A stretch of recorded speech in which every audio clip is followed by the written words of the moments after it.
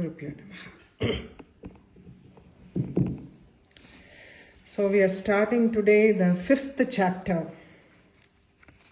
after quite a long break.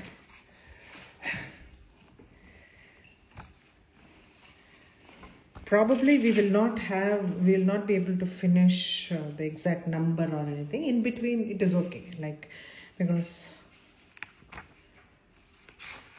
it looks big, actually it is not.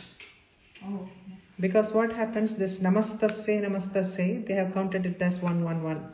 So it is actually not that big. It is actually not that big. So, yeah. This is the Uttara Charitram, starts from this now. Okay. Panchamodhyayaha.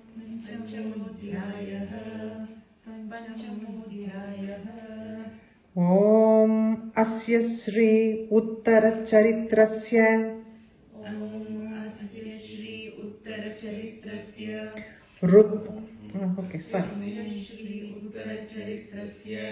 Rudra Rishihi Mahasaraswati Devata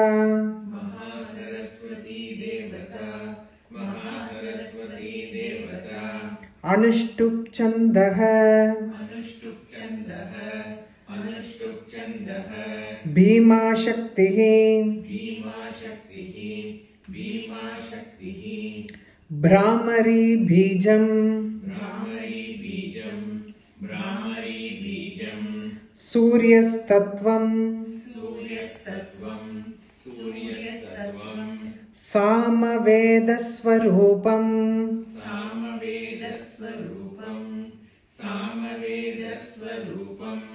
Mahasaraswati Prityarte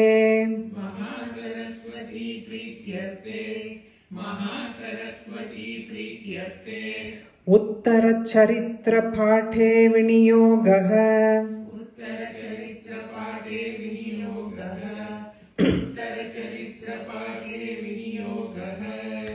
This part actually, for those like you who are initiated into the mantra. Otherwise, others can start from the Dhyana Slokam and they need not recite this part. That's the reason they have given it in the small letters. You see that Dhyana Slokam, they have made it big, no? Dhyanam Om Ghanta Shula Halani Shankha Musale Chakram Dhanusayakam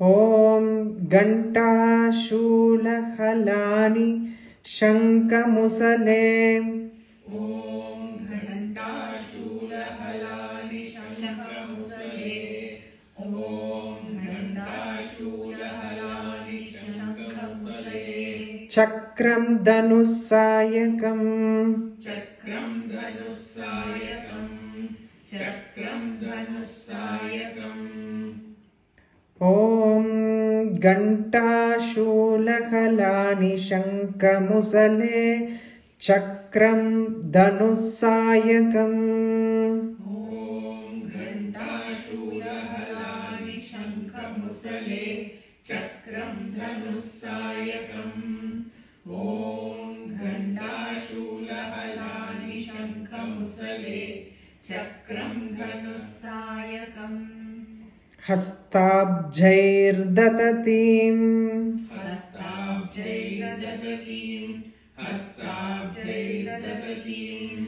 Gananta Vilasat.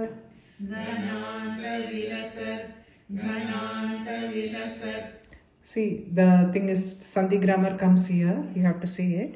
Vilasat Chidamsu is the two words that is split like that. When you put together, Vilasat Chidamsu.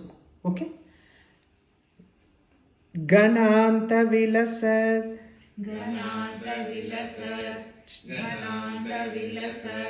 Chitamshu tulya prabham.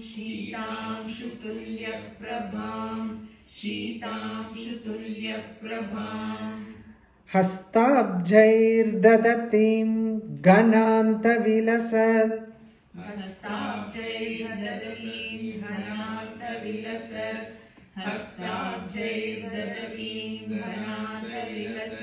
Chitamshu tulya prabham.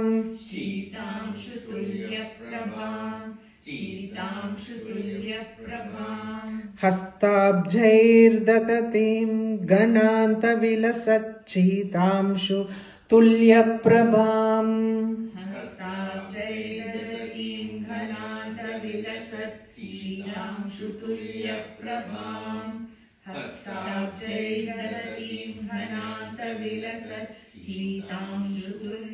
prabham. Gauri deha samudbhavam.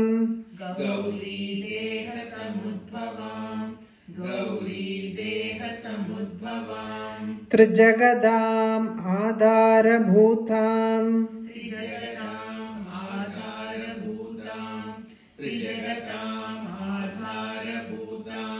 Gauri deha samudbhavam trijagadam adhara bhutam.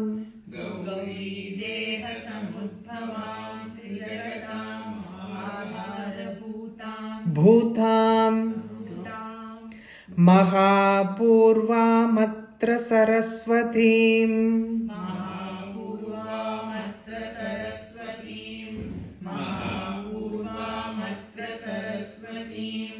Anubhaje Shumbhadi Daityardhinim.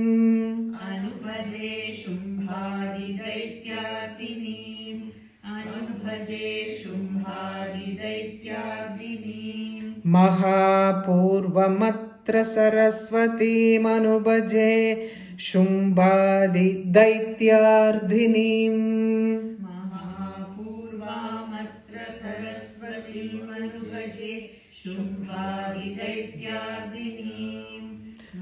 Mahapurvamatra Saraswatim Anubhaje Shumbhadi Daityardhinim. We'll repeat the dhyanam once again. You want me to say two lines together and then 4 lines together? Okay. This is there in the other ground. Yeah. Because what happens when you are doing that Navarna Vidhi, Prathama Charitram, Madhya Charitram, Uttara Charitram, the first, that dhyanam of those, because every chapter has got a dhyanam of its own, but the Charitra dhyanam that comes is the Navarna, this thing. So I think we will proceed with this now. You can recite with me then now, and then we will proceed with the thing. Dhyanam Om Ganta Shula Halani Shanka Musale Chakram Dhanusayakam Hastabjair Datatim Gananta Vilasat Chitam Shutulya Prabham Gauri Deha Samudbhavam Trijagadam Adhara Bhutam Mahapurvamatra Saraswati Manubhaje Shumbhadi Daityardhinim. Okay. So in this, first we saw like Aim, then second we had Hrim, now we have Kleem. Kleem is called Kama Bija. Aim is called Vagbhava Bija. Hrim is called Maya Bija. Kleem is called Kama Bijam or Bhuvaneshwari Bijam.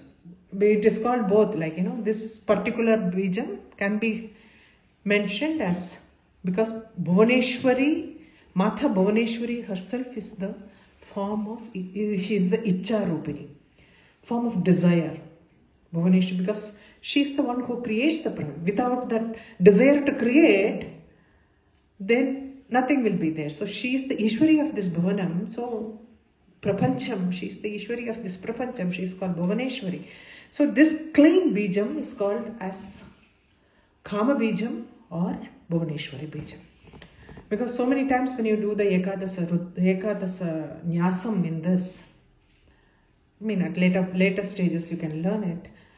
So they will say like, they will not mention Klaim, you say, they'll say repeat the Maya Bijam, repeat the Klaim Bijam, like that. So you should be aware of which is what. Okay. Vagbhava Bijam means I'm, Hreem is Maya Bijam, Klaim is Kama Bijam or Bhuvaneshwari Bijam. Okay. Om Klaim Rushiruvacha. Om Klaim Rushiruvacha. Om Klaim Rushiruvacha. Pura Shumbha Nishumbhabhyam. Pura Shumbha Nishumbhabhyam. Pura Shumbha Nishumbhabhyam. Asurabhyam Shachipatehe. Asurabhyam Shachipatehe. Asurabhyam Shachipatehe. Pura Shumbha Nishumbhabhyam Asurabhyam Shachipatehe. Pura Shumbha Nishumbhabhyam Asurabhyam Shachipatehe. Pura Shumbha Nishumbhabhyam Asurabhyam Shachipatehe. Trailokyam Yanya Bhagascha Bhagascha. Trailokyam Yajna Bhagascha. Trailokyam Yajna Bhagascha. Hrita Madhabalashrayad. Hrita Madhabalashrayad. Hrita Madhabalashrayad. This Uttara Charitram, first we saw the tamas aspect, second we saw the rajas aspect, third one we are seeing the sattvic aspect. Sattvic gunam is something. What happens, like, first charitra is the explanation about the Maya, how the Maya works. Second charitra was aimed at the Raja who was there. Because it's exactly like what happened to him. He was chased away from his kingdom. He lost his kingdom. So it is about the Raja. This third one is aimed at the Vaishya. Vaishya is the one who aspires to attain mukti. So this sattvika, that aspect of the guna is only to gain knowledge. That is why Saraswati is the predominant deity in this. And knowledge which is pure, that's why Saraswati we adorn her with white sari. Because knowledge is pure. So these are all small things, like, you will understand it. So here, Yanya Bhagascha Kridha Mata Balashraya. Yanya Bhagascha. So they are talking mainly about the wealth that they are losing. Yanya Bhagam is the wealth of this all the celestials. Yanya Bhagascha Balashraya. He takes away all the Yanya Bhagam. Shumbha Nishumba. Trailokyam Yanya Bhagascha Hrita Madabalashrayad. Trailokyam Yanya Bhagascha Hrita Madabalashrayad. Trailokyam Yanya Bhagascha Hrita Madabalashrayad. First two lines.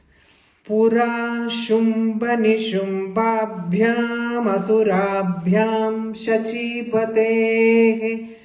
Trailokyam Yanya Bhagascha Hrita Madabalashrayad. Pura Shumbha Nishumbhabhyam Asurabhyam Shachipatehe. Trailokyam Yajna Bhagascha Hrita Madabalashrayat. Pura Shumbha Nishumbhabhyam Asurabhyam Shachipatehe. Trailokyam Yajna Bhagascha Hrita Madabalashrayat. Taveva Suryatam Tatvad.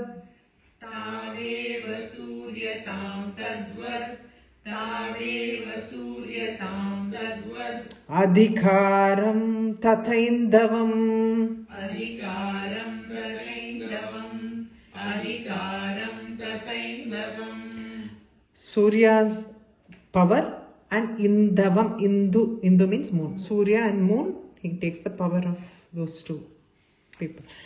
Taveva Suryadam Tatvadadikaram Tathaindavam. Taveva Suryatam Tadvad Adhikaram Tathaindavam. Always only when you are learning, I split it and say. When you are saying it together, listen to me, I don't split it. Okay? Because what happens, the meter matters. So, you say Tatvadadikaram, like that.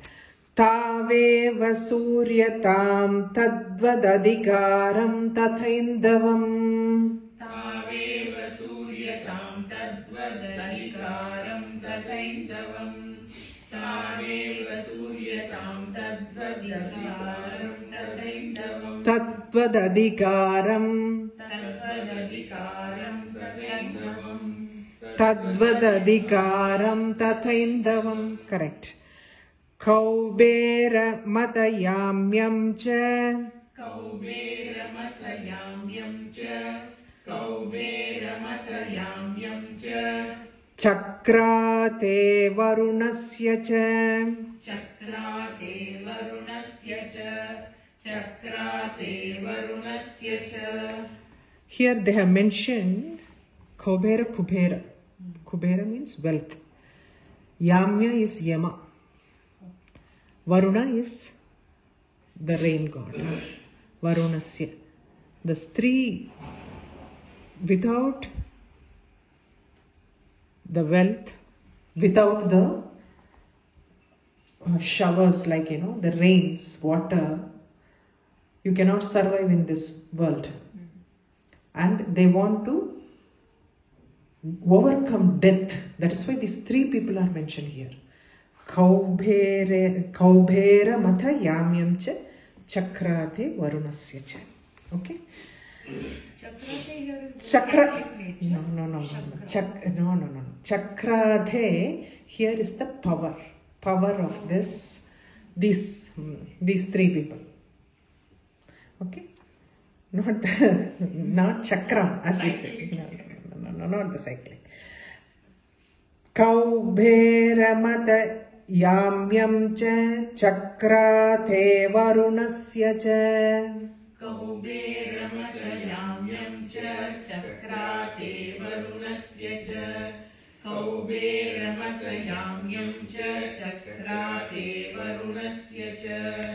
Taveva Suryatam Tatvadadikaram Tathaindavam. Kaubera Matayamyam cha Chakrate Varunasya cha. Taveva Suryatam Tadvadadikaram Tathaindavam. Kaubera Matayamyam cha Chakrate Varunasya cha.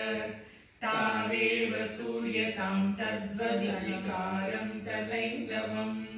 Kaubera Matayamyam cha Chakrate Varunasya cha. Taveva Pavanardhim cha. Taveva Pavanardhim cha. Taveva Pavanardhim cha. Chakraturvahni karma cha. Chakraturvahni karma cha. Chakraturvahni karma cha. Taveva Pavanardhim cha Chakraturvahni karma cha. Taveva Pavanardhim cha. Chakraturvahni karma cha.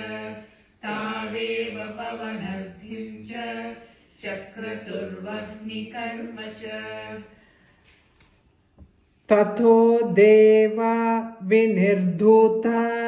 Tato deva vinirduta. Tato deva vinirduta.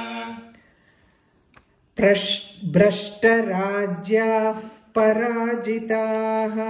Brashtarajyah parajitah. भ्रष्टराज्याः पराजिताः ततो देवा विनिर्धूता भ्रष्टराज्याः पराजिताः ततो देवा विनिर्धूता भ्रष्टराज्याः पराजिताः ततो देवा विनिर्धूता भ्रष्टराज्याः पराजिताः. This Taveva Pavanardhimcha hai, that is what they have said, because I have read this also. Annesham Chadikaransa Swayamevadi Tishtati. He takes away everybody's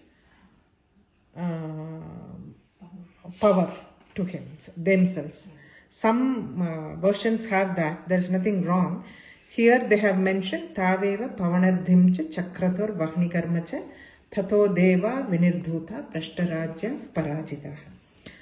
Hrudadikaras Tridashas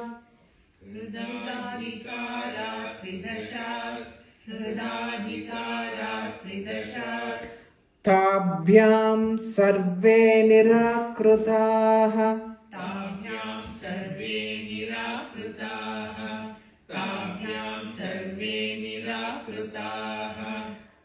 Hridadikaras Tridashas Tabhyam Sarve Nirakrutaha Hridadikaras Tridashas Tabhyam Sarve Nirakrutaha Hridadikaras Tridashas Tabhyam Sarve Nirakrutaha Hridadikaras Tridashas Tabhyam Sarve Nirakrutaha Mahasurabhyam Tam Devim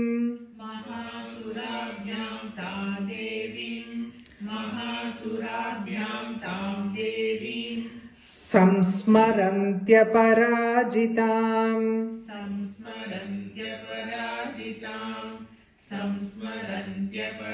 Actually, we should not say Samsmarant Aparajitam. It is actually Samsmarant Aparajitam. When it is joined together, Samsmarantya Parajitam. So it's Samsmarantya Aparajitam. Samsmaranti Abharajitam. Samsmarante Abharajitam maybe. Because this is Devas they are thinking about. The Ambal. Because the Stuti now we are going to recite is Aparajita Stuti. So the name comes in the front itself. That is what I wanted to tell you.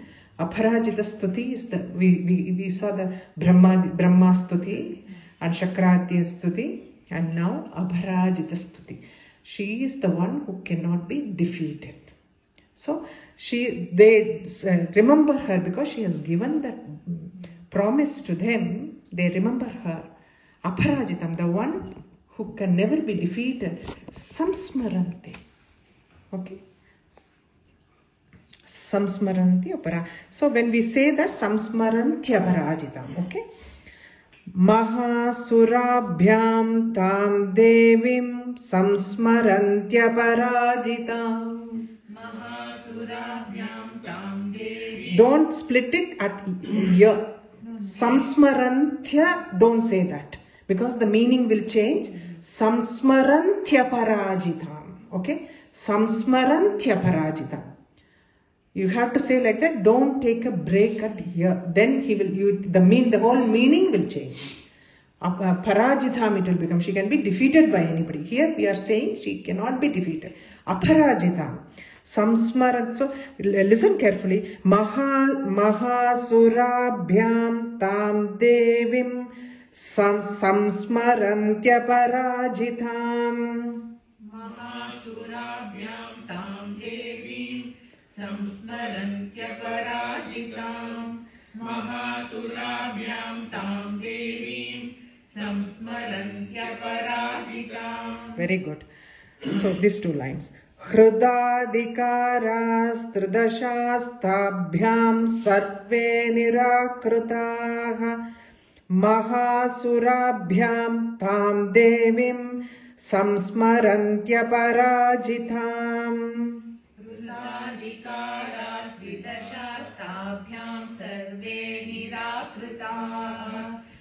महासुराभ्यां तां देवीं संस्मरन्त्यपराजिताम् हृताधिकारास्त्रिदशनस्ताभ्यां सर्वे निराकृताः महासुराभ्यां तां देवीं संस्मरन्त्यपराजिताम्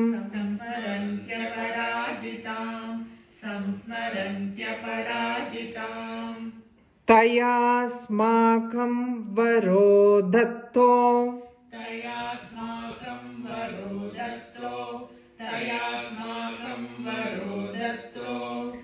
यथा no this suddenly this is not working. Just check there.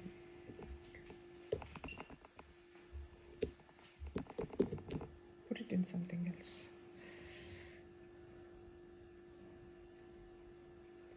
Remove it and put it in something else. Okay. Tayasmakam varo dhatto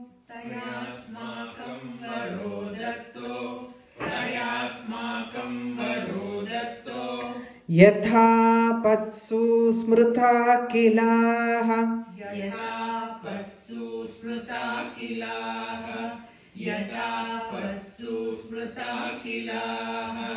तयास्माकं वरो दत्तो यथा पत्सु स्मृता किलाः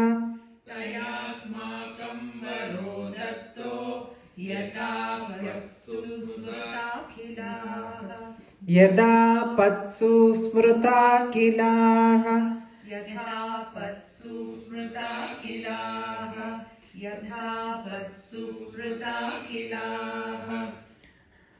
भवतां नाशयिष्यामि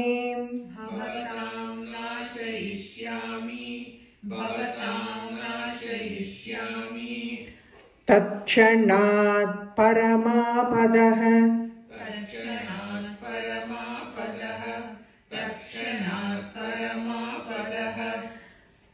तया भवतां नाशयिष्यामि तत्क्षणात् परमापदः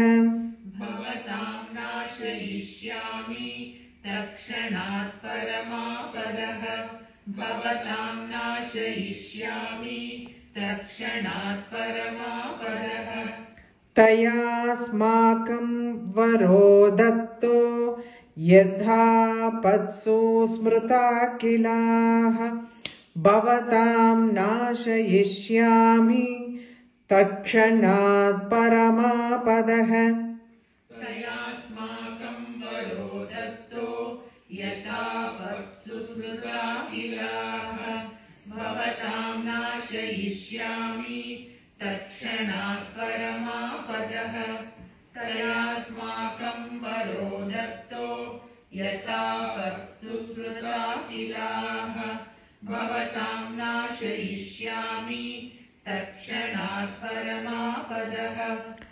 इति कृत्वा मतिं देव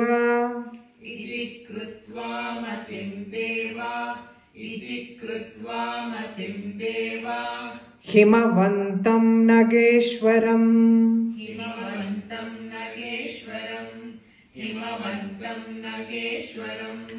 इति कृत्वा मतिं देव हिमवन्तं नगेश्वरम्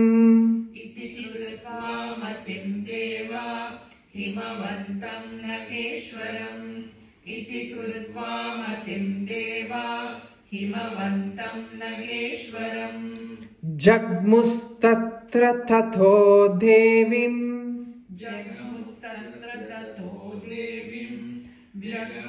जग्मुस्तत्र ततो देवीं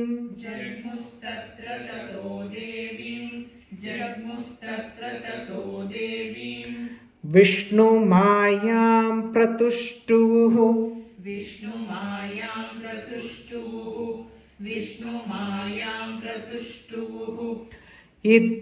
जग्मुस्तत्र ततो देवीं विष्णुमायां प्रतुष्टुः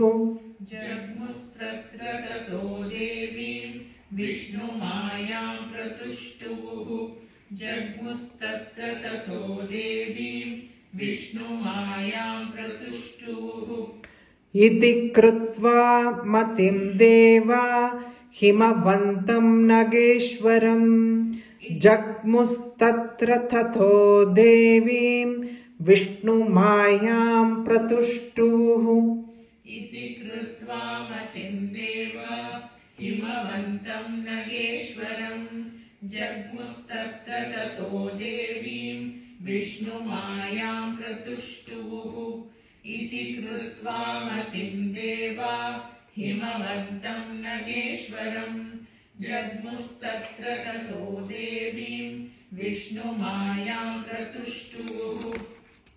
We will see from the Rushiruvacha. Om Klim Rushiruvacha. No, say together. Om Klim Rushiruvacha. Pura Shumba Nishumbabhyam Asurabhyam Shachipate Trailokyam Yanya Bhagascha Hrita Madabalashrayat Taveva Suryatam Tadvadadikaram Tathaindavam Kaubhera Matayamyam Cha Chakrate Varunasya Cha Taveva Pavanardhim Cha Chakraturvahni Karma Cha Tato Deva Vinirdhuta Brashtarajyah Parajitah Hridadikaras-tridashastabhyam Sarve Nirakrutah Mahasurabhyam Tam Devim Samsmarantya Parachitam Tayasmakam Varonattatto Yada Patsu Smrta Kilaha Bhavatam Nashayishyami Tachanat Paramapadah Idi Krutva Matim Deva Himavantam Nageshwaram Jagmustatra Tado Devim Vishnu Mayam Pratushtuhu. Now the Aparajit Stuti starts from here now. Even if it comes midway, we will stop it because it is a long one. I don't think that we'll be able to finish the entire thing today.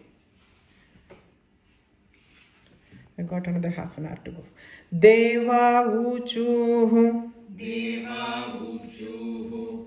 Deva Uchuhu. This is an easier one, so you people can say it easily. This is said by all the gods together. All the gods together. They go to, see, the moment they got the Apatsu, the moment they got into trouble, they immediately smaranams. They just think of her as because she has promised them before that she will be there whenever there is a problem. So they all go to Himavantam Nageshwaram. Nageshwaram is the Nagha is the mountains. Nageshwaram is the king of mountains. So Himavan, they just go there and pray to her, like praise her. Pratushtuhu, Trupti Pandra there. Deva Uchuhu Namo Devyai Mahadevyai. Namo Devyai Mahadevyai. Namo Devyai Mahadevyai. Shivayai Satatam Namaha. Shivayai Satatam Namaha.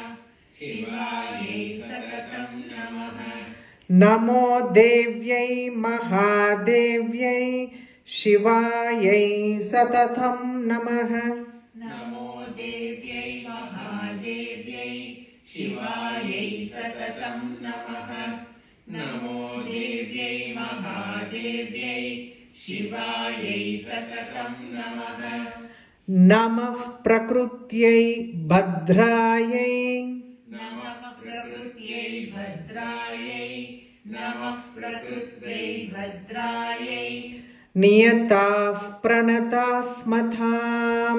नियताः प्रणतास्मताम् नियताः प्रणतास्मताम् नमः प्रकृत्यै भद्रायै नियताः प्रणतास्मताम् नमः प्रकृत्यै भद्रायै नियताः प्रणतास्मताम् नमः प्रकृत्यै भद्रायै नियताः प्रणतास्मताम् नमो देव्यै महादेव्यै शिवायै सततं नमः नमः प्रकृत्यै भद्रायै नियताः प्रणतास्मताम् नमो देव्यै महादेव्यै शिवायै सततं नमः नमः प्रकृत्यै भद्रायै नियताः प्रणतास्मताम् नमो देव्यै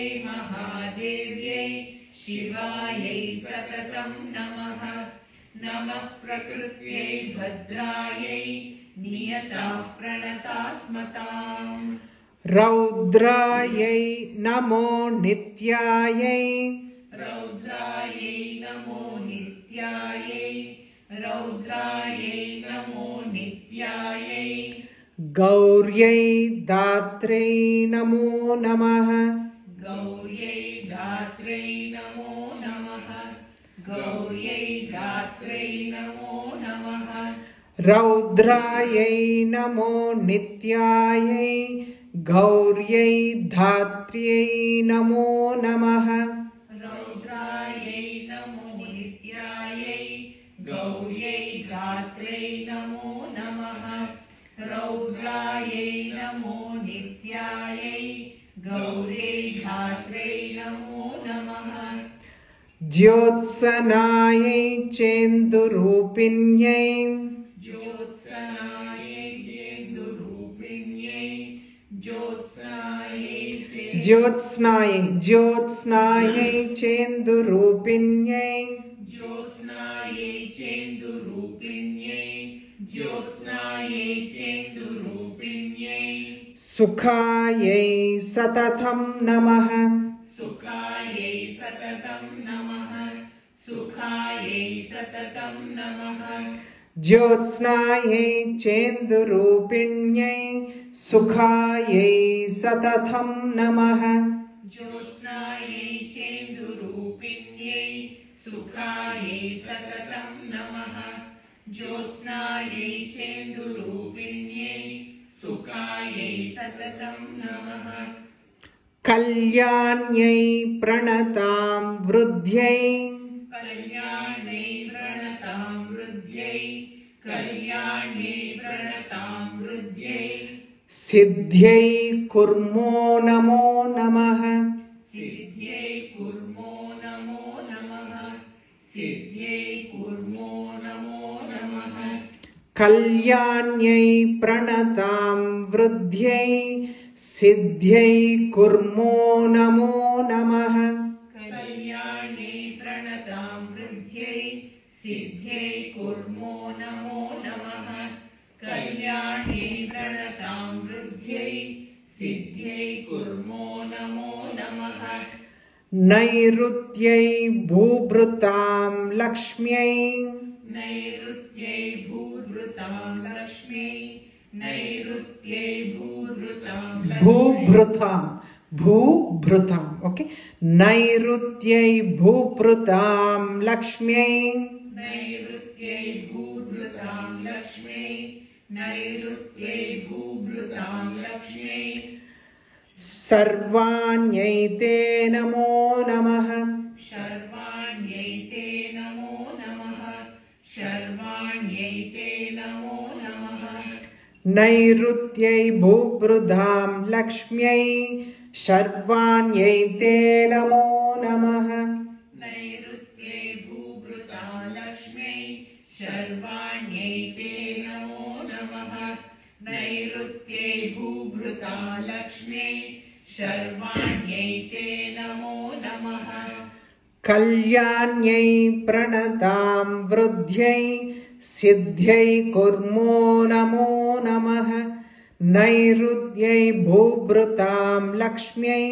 शर्वाण्यै ते नमो नमः कल्याणे प्रणतां वृद्ध्यै सिद्ध्यै कुर्मो नमो नमः नैऋत्यै भूभृता लक्ष्म्यै शर्वाण्यै ते नमो नमः कल्याणे प्रणतां वृद्ध्यै सिद्ध्यै कुर्मो नमो नमः नैऋत्यै भूभृता लक्ष्म्यै शर्वाण्यै ते नमो नमः दुर्गायै दुर्गपारायै दुर्गायै दुर्गपारायै दुर्गायै दुर्गपारायै सारायै सर्वकारिण्यै सारायै सर्वकारिण्यै सारायै सर्वकारिण्यै दुर्गायै दुर्गपारायै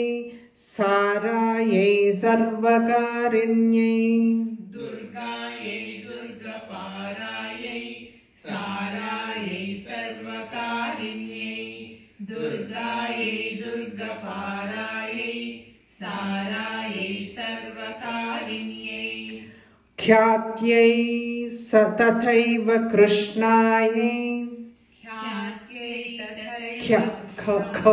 सेकेंड खनो ख्यात्यै तथैव कृष्णायै ख्यात्यै तथैव कृष्णायै ख्यात्यै तथैव कृष्णायै धूम्रायै सततं नमः धूम्रायै सततं नमः धूम्रायै सततं नमः ख्यात्यै तथैव कृष्णायै धूम्रायै सततं नमः ख्यात्यै तथैव कृष्णायै धूम्रायै सततं नमः ख्यात्यै तथैव कृष्णायै धूम्रायै सततं नमः दुर्गायै दुर्गपारायै सारायै सर्वकारिण्यै ख्यात्यै तथैव कृष्णायै धूम्रायै सततं नमः दुर्गायै दुर्गपारायै सारायै सर्वकारिण्यै कारिण्यै कारिण्ये दुर्गायै दुर्गपारायै सारायै सर्वकारिण्यै ख्यात्यै तथैव कृष्णायै धूम्रायै सततं नमः दुर्गायै दुर्गपारायै सारायै सर्वकारिण्यै ख्यात्यै तथैव कृष्णायै धूम्रायै सततं नमः अतिसौम्यादिरौद्रायै अतिसौम्यातिरौद्रायै अतिसौम्यातिरौद्रायै नतास्तस्यै नमो नमः नतास्तस्यै नमो नमः नतास्तस्यै नमो नमः You see, all these things, all contradictory characteristics are. This is the entire Mahatmyam goes like that. This is all the extremes are within her, whether it is good or bad. You look at it as evil, but it is still hers. This is Ati Saumyadi Raudraye. Ati Saumya and Raudra, how it comes together. Ati Saumyati Raudraye Natastasyai Namo Namaha. अतिसौम्यातिरौद्रायै नतास्तस्यै नमो नमः अतिसौम्यातिरौद्रायै नतास्तस्यै नमो नमः नमो जगत्प्रतिष्ठायै नमो जगत्प्रतिष्ठायै नमो जगत्प्रतिष्ठायै देव्यै कृत्यै नमो नमः देव्यै कृत्यै नमो नमः देव्यै कृत्यै नमो नमः अतिसौम्यातिरौद्रायै नतास्तस्यै नमो नमः नमो जगत्प्रतिष्ठायै देव्यै कृत्यै नमो नमः अतिसौम्यातिरौद्रायै नतास्तस्यै नमो नमः नमो जगत्प्रतिष्ठायै देव्यै कृत्यै नमो नमः अतिसौम्यातिरौद्रायै नतास्तस्यै नमो नमः नमो जगत्प्रतिष्ठायै देव्यै कृत्यै नमो नमः. We will recite up to this and then we will proceed. Okay, because Deva Uchuhu. Say together. Namo Devyai Mahadevyai Shivayai Satatam Namaha Namah Prakrutyai Bhadrayai Niyatah Pranatasmatam Raudrayai Namo Nityayai Gauryai Dhatriyai Namo Namaha Jyotsnayai Chendurupinyai Sukhayai Satatam Namaha Kalyanyai Pranatam Vrudyai Siddhyai Kurmo Namo Namaha Nairutyai Bhubrutam Lakshmyai Sharvanyai Te Namo Namaha Durgayai Durgaparayai Sarayai Sarvakarinyai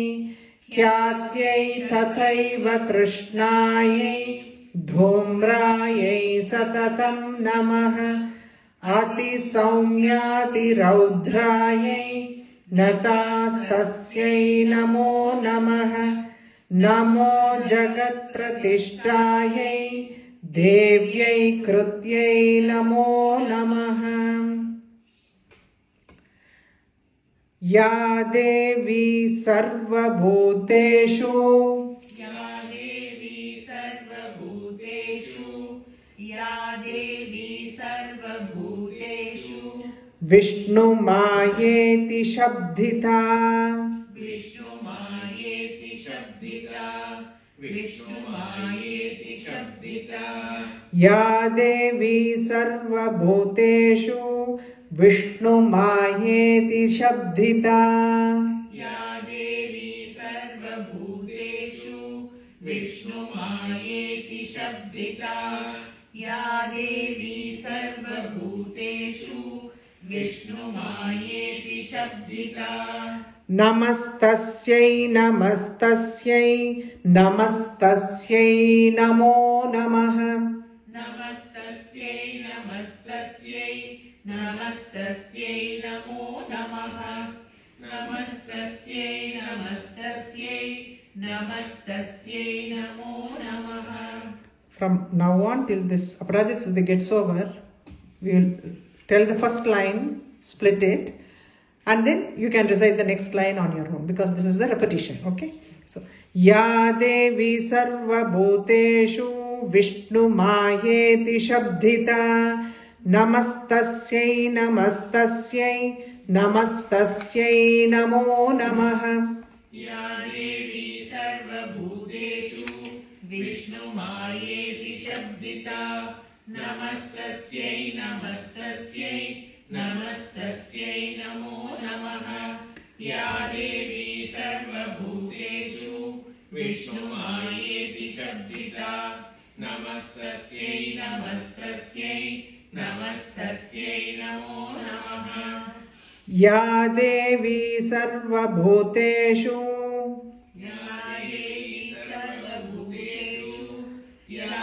देवी सर्वभूतेषु Chetanepyabhidhiyate चेतनेत्यभिधीयते चेतनेत्यभिधीयते Ya Devi Sarva Bhuteshu Chetanepyabhidhiyate या देवी सर्वभूतेषु चेतनेत्यभिधीयते या देवी सर्वभूतेषु चेतनेत्यभिधीयते. Now say the second line. Namastasyai Namastasyai Namastasyai Namo Namaha नमस्तस्यै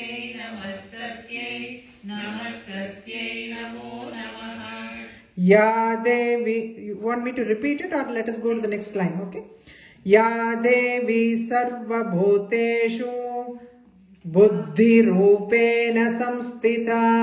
या देवी सर्वभूतेषु बुद्धिरूपेण संस्थिता या देवी सर्वभूतेषु बुद्धिरूपेण संस्थिता Namastasयै Namastasयै Namastasयै Namo Namaha.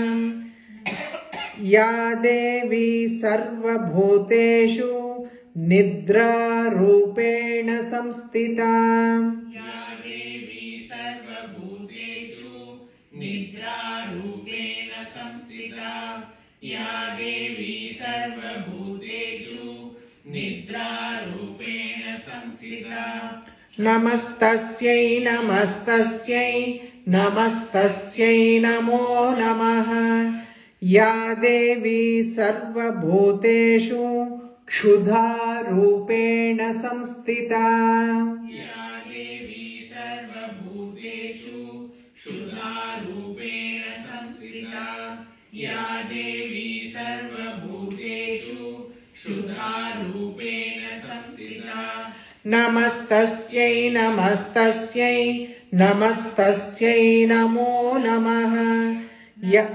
Ya Devi Sarva Bhuteshu Chaya Rupena Samstita. या देवी सर्वभूतेषु छायारूपेण संस्थिता या देवी सर्वभूतेषु छायारूपेण संस्थिता Namastasयै Namastasयै Namastasयै Namo Namaha. Ya Devi Sarva Bhuteshu Shakti Rupena Samstita. या देवी सर्वभूतेषु शक्तिरूपेण संस्थिता या देवी सर्वभूतेषु शक्तिरूपेण संस्थिता Namastasयै Namastasयै Namastasयै Namo Namaha. Ya Devi Sarva Bhuteshu Trishna Rupena Samstita. या देवी सर्वभूतेषु तृष्णारूपेण संस्थिता या देवी सर्वभूतेषु तृष्णारूपेण संस्थिता Namastasयै Namastasयै Namastasयै Namo Namaha. Ya Devi Sarva Bhuteshu Kshanti Rupena Samstita.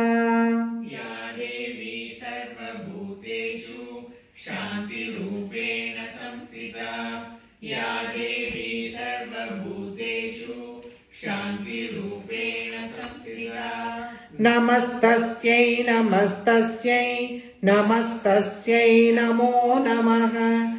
Ya Devi Sarva Bhuteshu Jati Rupena Samstita. या देवी सर्वभूतेषु जातिरूपेण संस्थिता या देवी सर्वभूतेषु जातिरूपेण संस्थिता Namastasयै Namastasयै Namastasयै Namo Namaha. Ya Devi Sarva Bhuteshu Lajja Rupena Samstita.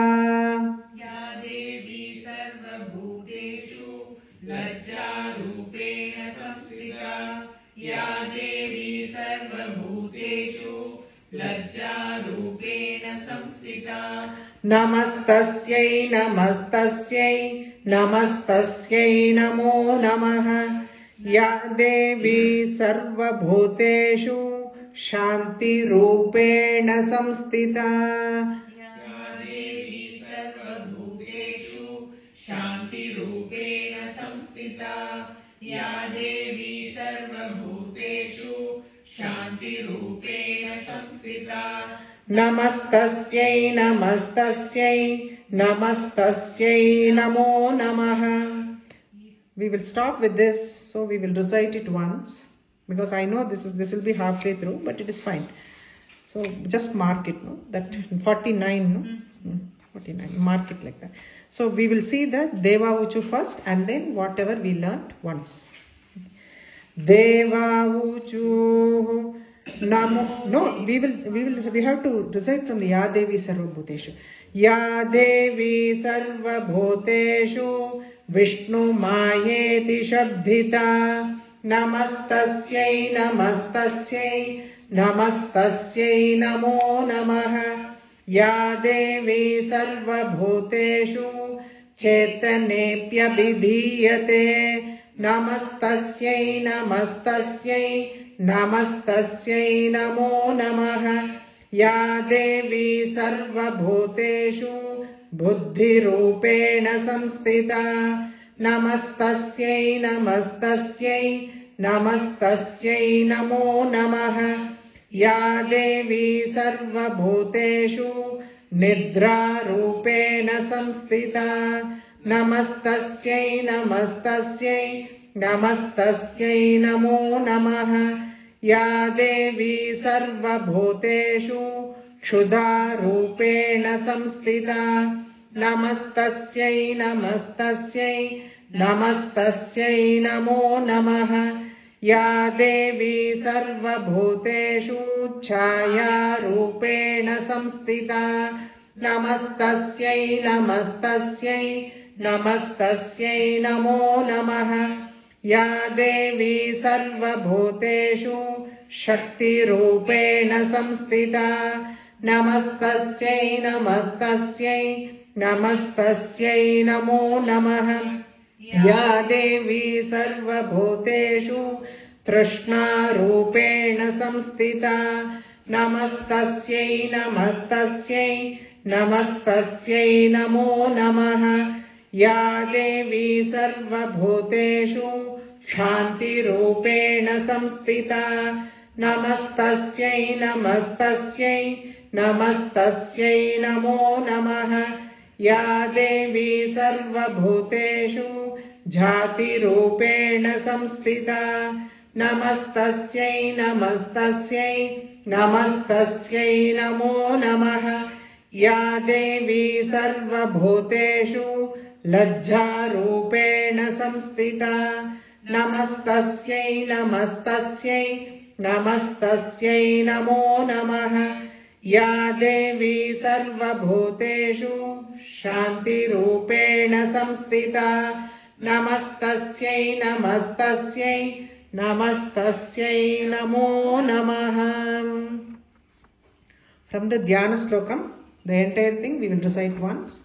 So it is completely sealed actually. Now when you keep repeating only, you get it clear. That is the reason I am repeating it so many times. So that it should stay in your mind, no? Dhyanam Om Gantashulakhalani Shankamusale Chakram Danusayakam Hastabjairdatim Gananta Vilasa Chetam Shutulya Prabham Gauri Deha Samudbhavam Trijagadhamadhara Bhutam Mahapurvamatra Saraswati Manubhaje Shumbhati Daidyardhinim.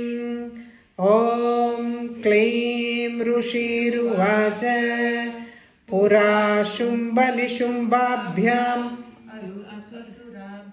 No, Ragam is mistake. Pura Shumba Nishumbabhyam Asurabhyam Shachipate Trailokyam Yanya Bhagascha Hrida Madabalashrayad Taveva Suryatam Tadvadadikaram Tathaindavam Kaubera Madayamyam Cha Chakrate Varunasya Cha Taveva Pavanardhim Cha Chakraturvahni Karma Cha Tatho Deva Vinirdhuta Brashtarajya Parajitah Hridadikaras Tridashastabhyam Sarve Nirakrutah महासुराभ्यां तां देवीं संस्मरन्त्यपराजितां तयास्माकं वरो दत्तो यदा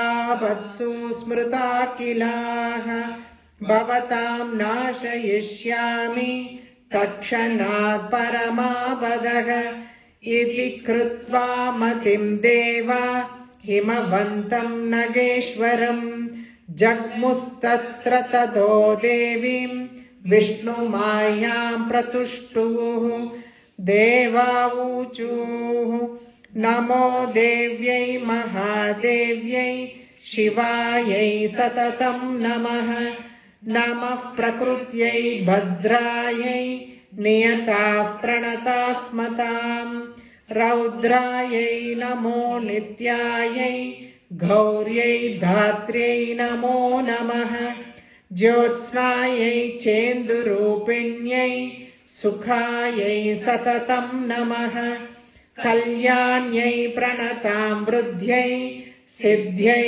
कुर्मो नमो नमः नैऋत्यै भूभृतां लक्ष्म्यै शर्वाण्यै ते नमो नमः दुर्गायै दुर्गपारायै सारायै सर्वकारिण्यै ख्यात्यै तथैव कृष्णायै धूम्रायै सततं नमः अतिसौम्यातिरौद्रायै नतास्तस्यै नमो नमः नमो जगत्प्रतिष्ठायै देव्यै कृत्यै नमो नमः या देवी सर्वभूतेषु विष्णुमायेति शब्दिता नमस्तस्यै नमस्तस्यै नमस्तस्यै नमो नमः या देवी सर्वभूतेषु चेतनेत्यभिधीयते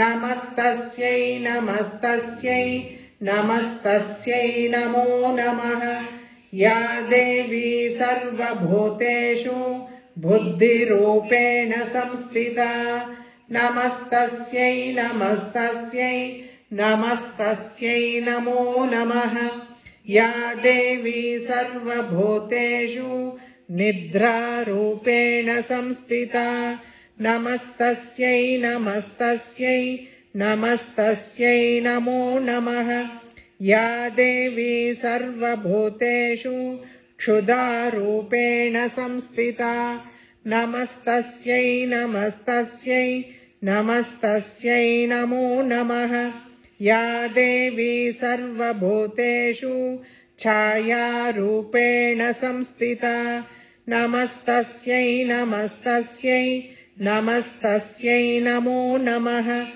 या देवी सर्वभूतेषु शक्तिरूपेण संस्थिता नमस्तस्यै नमस्तस्यै नमस्तस्यै नमो नमः या देवी सर्वभूतेषु तृष्णारूपेण संस्थिता नमस्तस्यै नमस्तस्यै नमस्तस्यै नमो नमः या देवी सर्वभूतेषु शान्तिरूपेण संस्थिता नमस्तस्यै नमस्तस्यै नमस्तस्यै नमो नमः या देवी सर्वभूतेषु जातिरूपेण संस्थिता नमस्तस्यै नमस्तस्यै नमस्तस्यै नमो नमः या देवी सर्वभूतेषु लज्जारूपेण संस्थिता नमस्तस्यै